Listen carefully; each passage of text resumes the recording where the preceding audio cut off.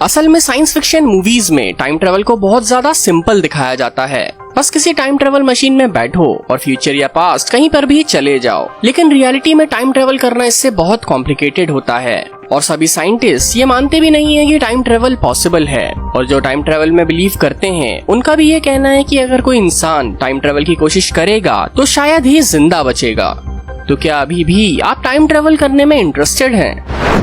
Time travel करने से पहले हमें ये समझना होगा कि टाइम यानी समय है क्या। ज्यादातर लोगों को लगता है कि टाइम कांस्टेंट है, मतलब ये एक ही स्पीड से आगे बढ़ता है और हम सब इसके साथ सेम स्पीड से आगे बढ़ते रहते हैं। लेकिन जरा ध्यान से सोचिए कि हम भी तो टाइम के साथ हर वक्त टाइम ट्रेवल ही कर रहे हैं। हमेशा प्रेजेंट से फ्यूचर में जा रहे हैं और फिर इसी लूप में चलते रहते हैं।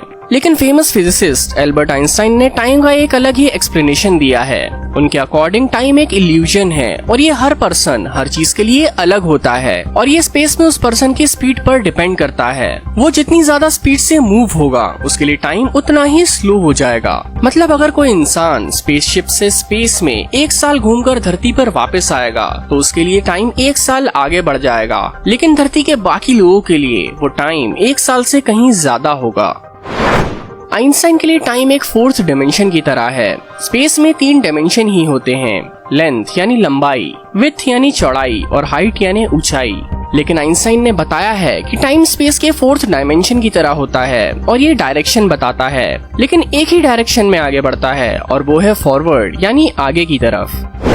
आइंस्टाइन की जनरल रिलेटिविटी और special relativity theories GPS satellite technology से प्रूव की जा चुकी हैं। जीपीएस की सैटेलाइट्स अर्थ के चारों तरफ घूमती रहती हैं और ये सभी एटॉमिक क्लॉक से सिंक्ड हैं, मतलब इन सभी का टाइम हमेशा सेम रहता है। लेकिन हर रोज जीपीएस सैटेलाइट्स के टाइम में और अर्थ की लोकल क्लॉक्स के टाइम में 38 माइक्रोसेकंड्स का डिफरेंस हो जाता है, क्योंकि हमारी घड़ियां स्पेस की घड़ियों से थोड़ा स्लो चलती हैं। 38 माइक्रोसेकंड सुनने में तो बहुत ही मामूली सा टाइम लगता है, लेकिन इन 38 माइक्रोसेकंड्स की वजह से इन सैटेलाइट्स की एग्जैक्ट पोजीशन कई किलोमीटर चेंज हो जाती है और इसे कहा जाता है time dilation.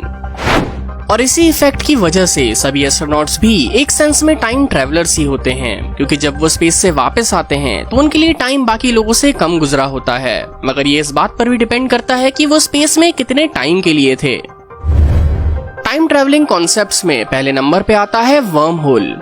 According to NASA, general relativity के प्रिंसिपल्स को यूज करके टाइम में पीछे जाना पॉसिबल हो सकता है, लेकिन इसे फिजिकली अचीव करना बहुत मुश्किल होगा। एक पॉसिबिलिटी है कि हम लाइट से भी तेज ट्रैवल करने का तरीका ढूंढ लें और वो भी वैक्यूम यानी स्पेस में। लेकिन अभी की टेक्नोलॉजी का यूज करके लाइट की स्पीड से ट्रैवल करने वाला स्पेसशिप बनाना इम्पॉसिबल है, क्योंकि लाइट की स्पीड होती है 2,99,792 किलोमीटर पर सेकेंड। तो ये फिलहाल इम्पॉसिबल है। और इसी से लिंक्ड एक दूसरी पॉसिबिलिटी है वर्म होल्स की। वर्म होल्स स्पेस टाइम में 2 पोर्टल्स की तरह होते हैं, जिसमें एक पोर्टल में घुसकर दूसरे पोर्टल से इंस्टेंटली बाहर निकला जा सकता है। भले ही ये दोनों पोर्टल्स एक दूसरे से करोड़ों किलोमीटर दूर क्यों ना हो, लेकिन कई कोशिशों के बाद भी अभी तक साइंटिस्ट एक छोटा सा वर्म होल भी नहीं बना पाए हैं। लेकिन आइंस्टाइन की थ्योरी में टाइम ट्रेवल को इतना मुश्किल बताने के बाद भी कुछ और साइंटिस्ट भी हैं जिन्होंने इसकी और थ्योरीज दी हैं। Stephen Hawkins black hole theory. Black hole space की एक ऐसी चीज है जिसके पास हमारे बनाए गए स्पेस टाइम के कोई भी लॉ वर्क नहीं करते। और according to Stephen Hawkin, space के ये मिस्टीरियस ब्लैक होल्स ही हैं जो टाइम ट्रेवल के सीक्रेट हैं। उन्होंने एक थ्योरी में बताया है कि अगर कोई स्पेसशिप ब्लैक होल के पास उसके चक्कर काटेगा तो उस शिप में बैठे लोगों के लिए टाइम आधी स्पीड से ही आगे बढ़ेगा। मतलब अगर वो स्पेसशिप 10 साल चक्कर काट कर धरती पर वापस आएगा तो यहाँ के लोगों के लिए तो 10 साल का समय बीत चुका होगा, लेकिन उस स्पेसशिप के अंदर के लोगों के लिए बस 5 साल का समय ही बीता होगा। लेकिन इस थ्योरी में भी एक लिमिटेशन है कि उस स्पेसशिप को भी लाइट की स्पीड से ट्रेवल करना पड़ेगा, जो फिलहाल इम्पॉसिबल है। इन सभी थ्योरीज के बाद आती है टाइम ट्रेवल से जुड़ी हुई सबसे कॉमन चीज, जिसके बारे में शायद आप सभी ने सुना ही होगा। जनरली ऐसा माना जाता है कि टाइम में आगे या पीछे जाने के लिए एक डिवाइस की जरूरत होती है और वो है टाइम मशीन। और दुनिया भर में कई फिजिसिस्ट टाइम मशीन बनाने की कोशिश कर रहे हैं या टाइम मशीन पर रिसर्च कर रहे हैं। और अभी तक उनका मानना था कि टाइम मशीन बनाने के लिए एक्सोटिक मैटर की जरूरत होगी जिसमें नेगेटिव एनर्जी भरी हुई हो। लेकिन रिसेंटली रिसर्च से साइंटिस्ट को ये पता चला है कि टाइम मशीन बिना एक्सोटिक मैटर के भी बनाई जा सकती है, लेकिन उसके लिए बहुत स्ट्रॉन्ग ग्रेविटेशनल फील्ड की जरूरत होगी। इतनी स्ट्रॉन्ग कि वो स्पेस टाइम को भी बेंड कर दे। फिलहाल इतनी स्ट्रॉन्ग ग्रेविटेशनल फील्ड केवल ब्लैक होल में होने की पॉसिबिलिटी है और इसे आर्टिफिशियली किसी मशीन में यूज करने के लिए बनाना तो अभी पूरी तरह से इम्पॉसिबल है। लेकिन फिर भी इस बात को इग्नोर नहीं किया जा सकता कि साइंटिस्ट ने थियोरेटिकली ही सही लेकिन टाइम मशीन बनाने का तरीका ढूंढ लिया है।